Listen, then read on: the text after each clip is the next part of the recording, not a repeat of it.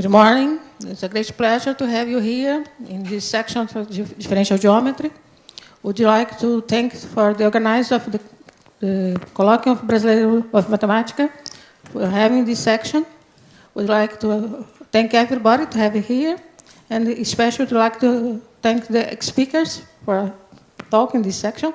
This section is going to happen only for the speakers that talk for us. And our first speaker is Dajczer from IMPA, and he's going to speak on complete minimum submanifolds with nullity in space forms. Okay. Okay, thanks for the introduction, and thanks to Jorge and Lira for the invitation. I'm going to talk about this work with a bunch of Greeks. So my friend Theodoros is the leader of that mafia, yeah? Okay, so the results that we're talking are 90% contained in this first paper, but I will try to make a very fast reference of the main result in the second paper. Okay, so in submanifold theory, one considers the situation of isometric immersion of a Riemannian manifold into Euclidean space, any dimension and codimension. The manifold is complete, and one assumes that the index of relative nullity, which I will say in a moment what it is at any point larger than some constant, positive constant. And one asks, when is this submanifold trivial in the sense that it's a cylinder? Yeah? So being a cylinder means that the manifold itself splits as a product with an Euclidean factor, and that there is isometric immersion of the first factor into Euclidean space, codimension less by k, such that the immersion itself is a product. So, well, what is the index of relative nullity?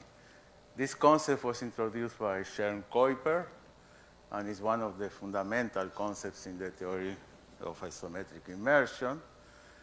So the index is nothing else than the dimension of the kernel of the second fundamental form. So at each point, you have this subspace of the tangent space, which is exactly the kernel of the second fundamental forms, yeah? And the dimension, so is the index. Yeah? So whenever you conclude that this manifold is a cylinder, yeah, you are concluding that the situation is trivial, yeah? Because D is nothing else than the Euclidean factor. If you assume that this index is constant on some open subset, yeah, in that case you have the relative nullity distribution, which turns out to be integrable, and the leaves are not only totally geodesic submanifold of the manifold, but they are also totally geodesic in the ambient space. By that, I mean that they are open subsets of affine subspaces in the Euclidean space. There is a fundamental result in the theory, yeah, due to Hartmann, yeah, which asserts that if you start with a complete manifold with non-negative Ricci curvature, yeah, and you have that the minimal index of relative nullity is at this k positive, then the situation is trivial. F is a cylinder, a k cylinder. Yeah? A key ingredient of the proof is that the leaves of the minimal relative nullity flotation are complete whenever the manifold is complete. What happens is if you have a geodesic inside the relative nullity, which is just part of a line, yeah, then the accumulation point of that, at the accumulation point of that geodesic, you have the same index. Yeah? So this is a crucial fact. Yeah? So if it's minimal and the manifold is complete, you can continue the geodesic. So I mentioned this fact in detail because I'm going to use it later. Another key ingredient of Hartmann's theorem is the famous Shiger-Gromov splitting theorem, yeah, which allows you to conclude that intrinsically the manifold splits, yeah, with an Euclidean factor. Then you have to show that this is extrinsic, yeah, and this is not difficult, really. What about if you change the assumption of the Ricci curvature? Well, if, for instance, you assume that the Ricci curvature is non-positive, then this result is not true, even for hypersurfaces. Yeah? Okay?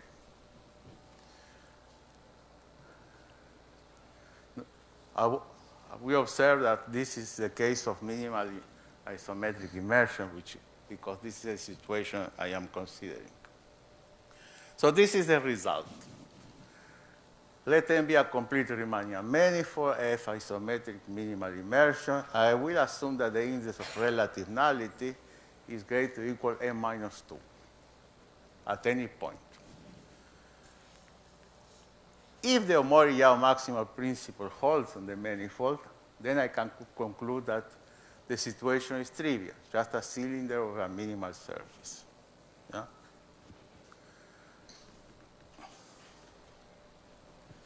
Let me recall that the Omori-Yau maximal principle is said to hold on a manifold if given a smooth function, bounded, let's say from above, you have a sequence of points which converge to the supremum, the gradient goes to 0, and you have this inequality for the Laplacian.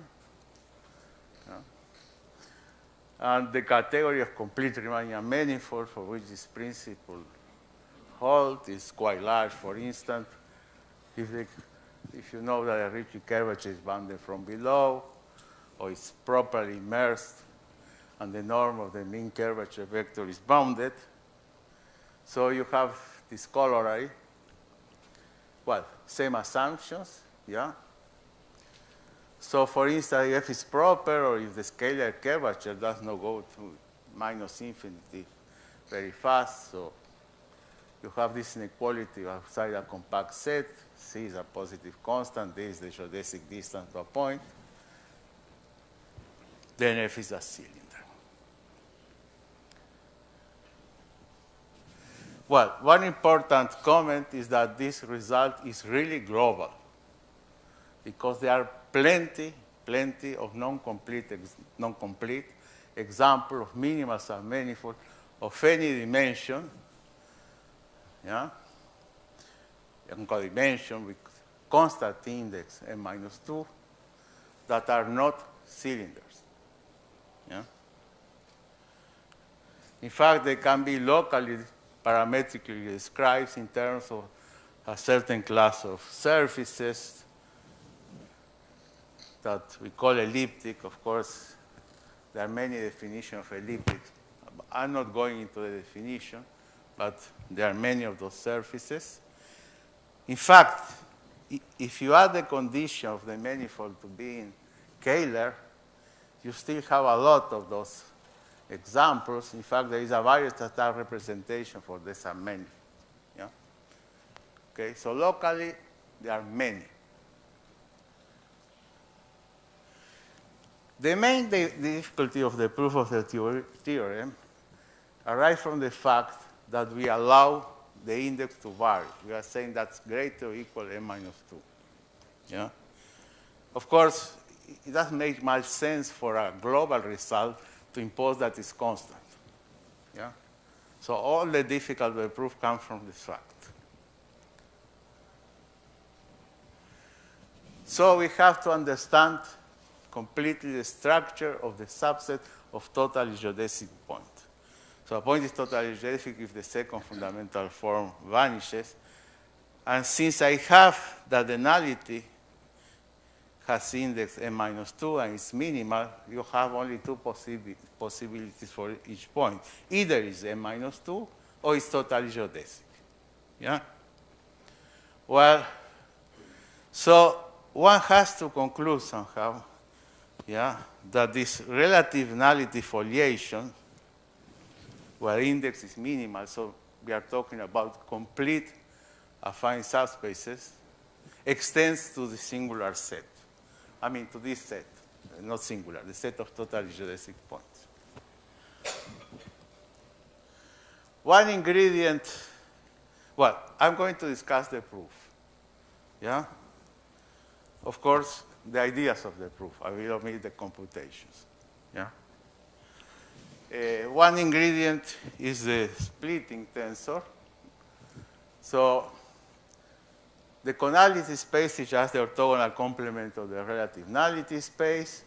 And then you have a tensor, which is called the splitty tensor. Yeah? So the splitty tensor is nothing else than the second fundamental form of the distribution. Yeah? So it's a very natural object. Yeah? And then an elementary fact in the theory is that if you have an isometric immersion with constant index of relative nullity, and the leaves are complete, well, the splitty tensor vanishes means that it's a K-cylinder. So that's what we have to prove, yeah, that this tensor vanishes in our case.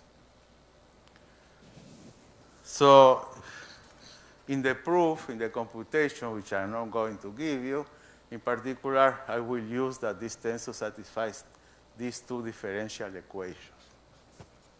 I just want to mention that. Yeah. Well, it turns out that the only case one has to work, yeah, is the three-dimensional case. Because in a result joined with Luis Florit several years ago, yeah, we show that completeness can only be possible in the three-dimensional case. Yeah? So from now on, my manifold is three-dimensional. Yeah? Let me mention that I'm studying three-dimensional submanifolds in Rn, yeah? Okay, where the index of relative nullity, yeah, is either 1 or 3. Yeah?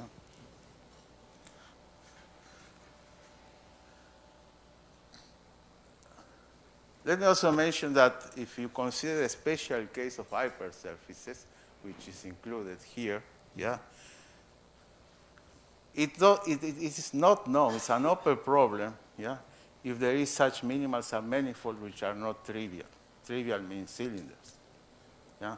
Which is part from a larger open problem, which has been around for 20 years, yeah? Which is, does there exist complete three-dimensional hypersurfaces in Euclidean space which admit isometric deformation?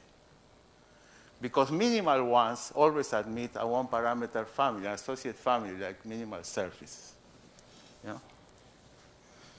So, of course, there is examples, trivial ones, cylinders or ruled ones. So the problem is, do exist non-trivial ones? Yeah? So this has been open for a long time. There is even a wrong paper in the journal Differential Geometry which claims to construct examples which turn out to be cylinders in a funny way. Yeah? So you see, dealing with this three-dimensional case is not easy. Well, okay. So let's discuss the proof. So I consider open subsets on my manifold where the nullity, the index of relative nullity is 1. I assume that the relative nullity space, yeah, span a trivial line band. Yeah? In that case, the orthogonal complement, I mean, the conality has dimension 2, so it's planes. And there you have a complex structure, which is just rotation pi over 2. Yeah? So I will denote, for simplicity, the splitting tensor corresponding to that unit vector field by C. So what I want to prove is that C is 0, and I'm done. Yeah? a crucial ingredient is this lemma, which says that C is a linear combination of the identity and this complex structure, and that the coefficient, that's a really important fact, turn out to be harmonic functions. Well, how do you prove that? You compute. Yeah? Facts. Of course, this is a line bundle outside the set of singular points. And you, the real analyticity of minimal submanifold, once know that the norm of the square of the second fundamental form is a real analytic function. So the set of total G points is analytic set. So we can use a theorem of Locus, which said that this set decomposes as the union of four sets. So each of them, well, can be empty, or is the disjoint finite union of d-dimensional real analytic subvarieties. Yeah? In our case, V3, yeah, is empty because you cannot have an open subset, yeah, where the submanifold is totally geodesic. I mean, you can have, but if that happens, your submanifold is just a subspace, and of course, it's a cylinder. Yeah? So we throw out the situation. We can assume that this set is V3 is empty.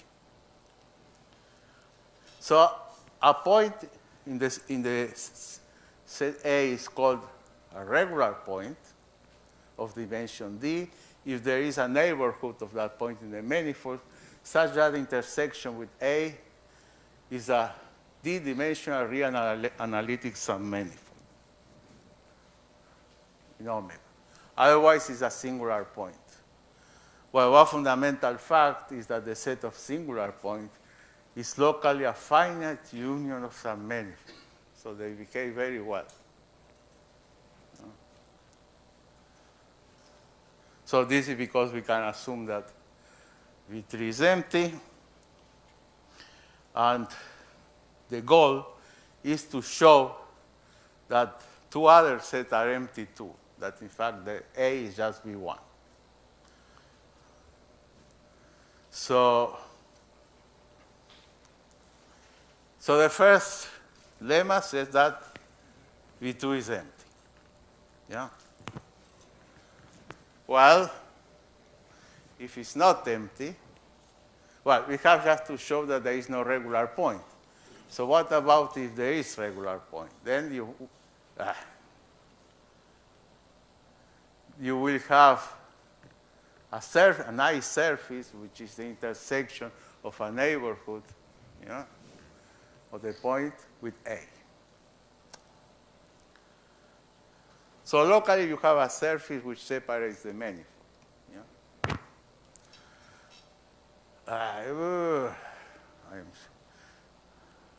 What I'm doing here? Yeah. So I take orthonormal frame adapted, yeah, to this situation. So the first three vectors are tangent, the others are normal. These H are the coefficients of the second fundamental forms. Yeah?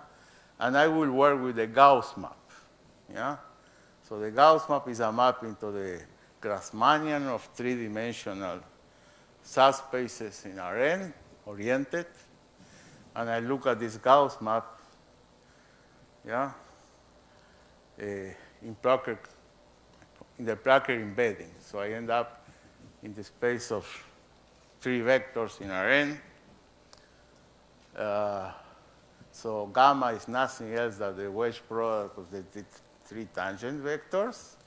And the differential, of course, is given in terms of the coefficient of the second fundamental form. So it has this expression. And if I fix one of these three vectors, the inner product with gamma gives you a kind of eighth function. Yeah? And it's well known that in the case of a minimal submanifold, this function satisfies this equation. So you have the Laplacian, the norm of the second fundamental form, and the coefficients of the second fundamental form. Yeah? This is just a rough idea. Yeah? Yeah? So I want to look, first of all, this Gauss map in Euclidean space, some Rn. So I take orthonormal basis, consider a set of all three vectors, which form our orthonormal basis for that space. So we identify this with, in such a way with some Rn, which large n. Yeah? So Gauss map can be written now in terms of those eight functions. And the Laplacian of this eight function satisfies this equation.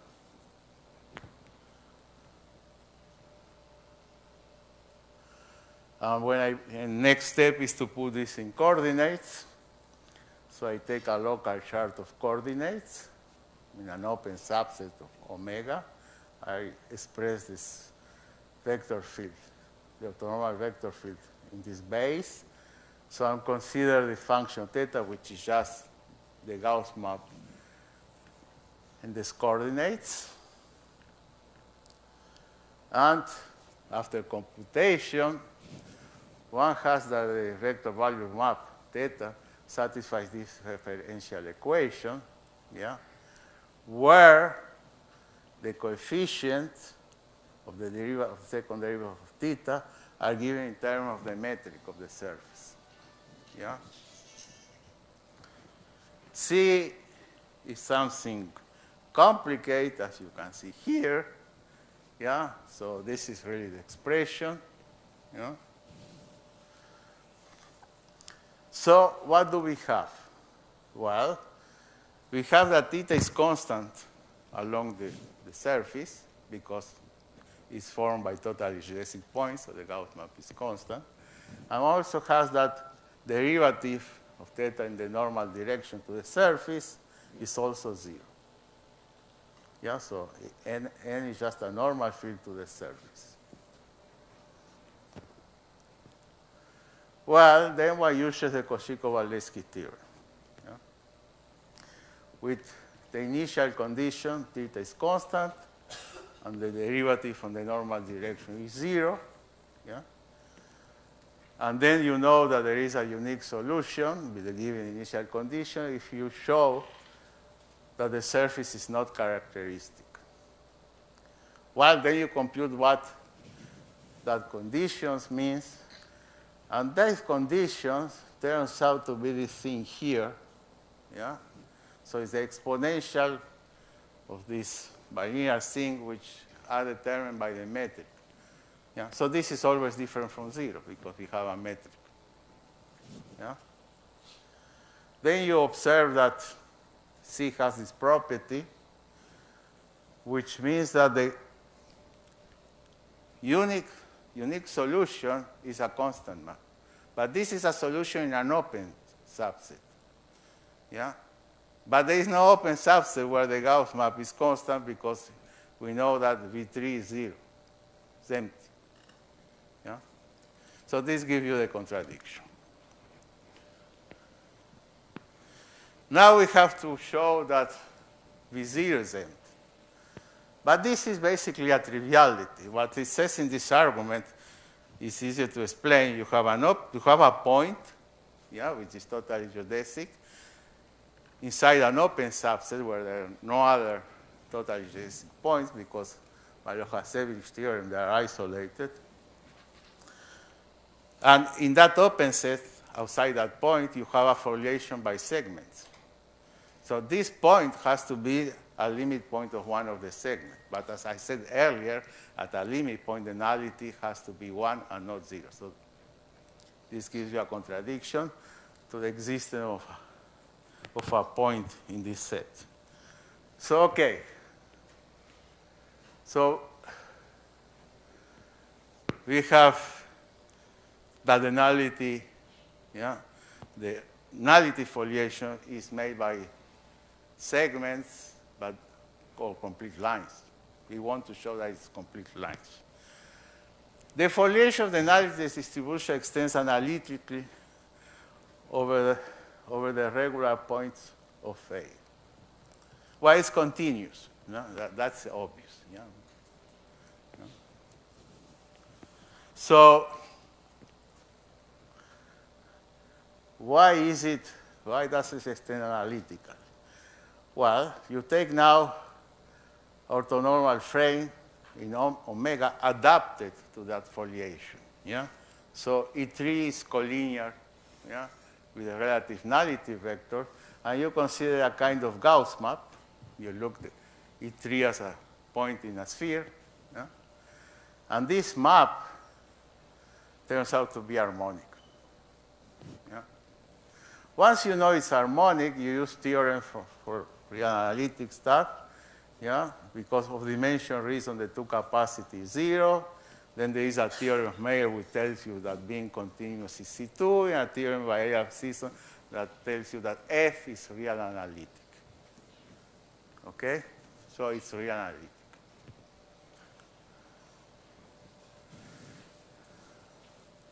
Well, the set A has no singular point. Well, that's completely trivial, because if you have a singular point, now it means that you have two segments which intersect at one point. But along each segment, the relative nullity is 1. So if those segments don't coincide, you will have that point is in V3. Cannot be. So there is no singular point.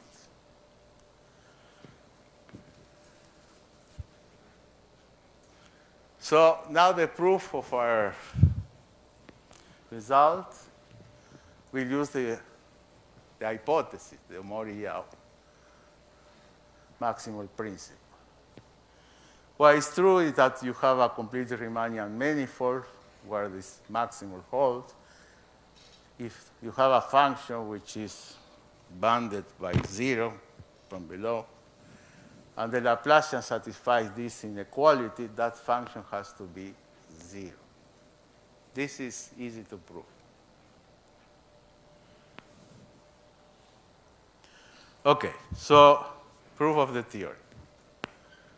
Without loss of generality, I may assume that M3 is oriented just by passing to the oriented double cover, if that's necessary, in which case now J is globally defined.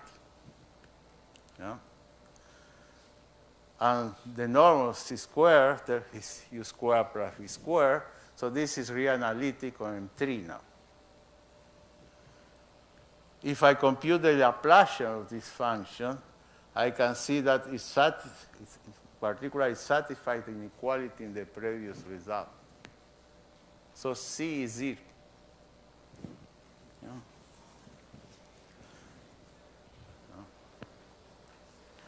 So that's it. So that's the end of proof of the theory.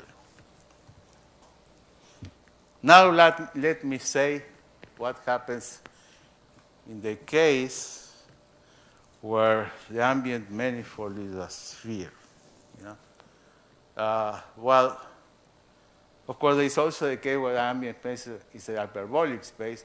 All three cases are quite different.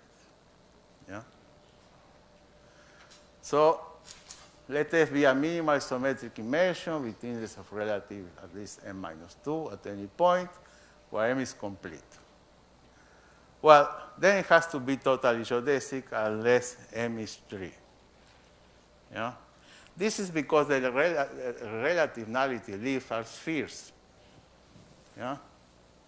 So if the dimension is large, they tend to intersect. So cannot be complete case. So the case, again, one has to understand, is the case where the dimension is 3. So what can we say in that case? Well, again, assuming that the Omori-Yau maximal prism holds, then what we describe is the structure of the submanifold along an open dense subset. Yeah? F is parameterized as the unit normal bundle of a minimal surfaces in the Euclidean space whose first ellipse of curvature is always a circle. So you have a minimal surface in the Euclidean space, yeah?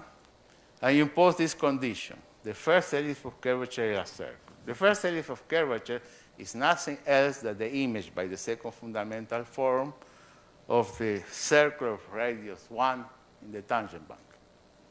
Yeah? So you take such a surface, you take the unit normal bundle, and it's an example. Yeah? Okay? Well, there are plenty of even compact examples. This is why we cannot go further than describing the local structure. Yeah? Because when you take the unit normal bundle, you tend to introduce singularities. Yeah? Okay. The other observation is that there exists a various type of representation that generate all simply connected minimal surfaces whose first curvature ellipse is always a circle. You just refine somehow, in rather a simple way, the standard Weierstrass representation for minimal surface, yeah, in order to impose that the first ellipse of curvature is a circle. Yeah? So you know all of them. Yeah? Well, one final word. Nice, short. One final word about the hyperbolic case. We have been working a lot in the hyperbolic case. The hyperbolic case is a manifold always tends to be more complicated because the hyperbolic case somehow contains more submanifold. Yeah? In particular, because you have 3 different types of umbilical submanifold. Yeah? So at this point, we believe we have result for the hyperbolic case, which excludes the 4-dimensional case. We have no idea what happened in the 4-dimensional case. Yeah? But we know exactly what the submanifolds are in the other dimension, 3 or larger than 4. Yeah? But nothing we do with the Omori-Yau. We need a stronger assumption, which is abandon the scalar curvature. Yeah? So one believes that in the hyperbolic space there are plenty of examples. Yeah? And of course, even more in the 4-dimensional case. So there are some interesting open problems related to our result. So hopefully next talk I tell you about the hyperbolic space.